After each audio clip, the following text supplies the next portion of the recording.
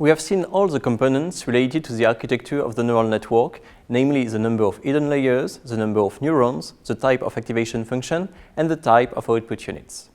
Now we need to specify the loss that will be used in the optimization procedure. We list several losses functions. Remember that the loss you define gives to the model a performance criterion that is optimized through the training procedure.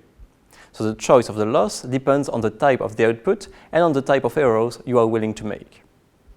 For continuous output, the most classical loss is a mean squared error, MSE, defined as the average of the square difference between the true output yi and the prediction of the network given by f theta xi, where theta stands for all parameters of the network.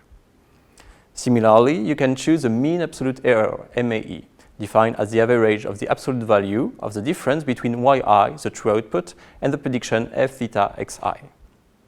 The difference between the MSE and the MAE is that the MSE put more weights on big errors compared to the MAE. This is due to the square of the MSE, which is larger than the absolute value for error larger than 1.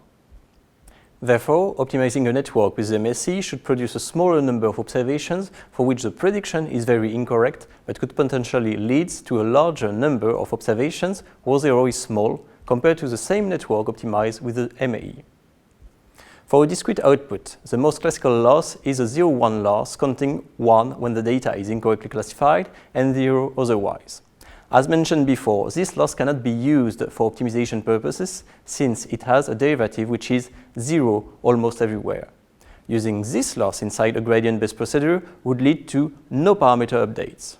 So remember, we would like to optimize this loss, but we can't. The most classical loss for a discrete output is a cross-entropy loss, also called the negative log likelihood, if you like to prefer statistics to machine learning. It is defined for any observation xy, yi as minus the logarithm of the yi-th component of the output vector f theta xi, where f theta xi is a probability vector of size big K, where big K is the number of categories of the output variable, output by the neural network parameterized by theta. The cross-entropy loss is very popular. Cross-entropy loss may also help to prevent some saturation phenomena. Indeed, if you compute the cross-entropy loss with a sigmoid output unit, then you end up with equation 13. As you see, the logarithm of the cross-entropy loss compensates the exponential of the sigmoid function when the prediction is incorrect, which corresponds exactly to saturation areas. Therefore, in what should be the saturation areas, the loss of the network is linear, and consequently, the saturation phenomenon disappears. More precisely, the cross-entropy loss function compensates the saturation phenomenon of the sigmoid output unit. However, other saturation phenomenon inside the network, due for example to other sigmoid activation function, can occur.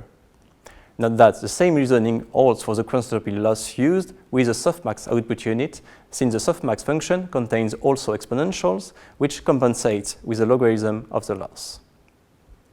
Below is a reference stating that MSE should not be used with sigmoids due exactly to the saturation phenomenon.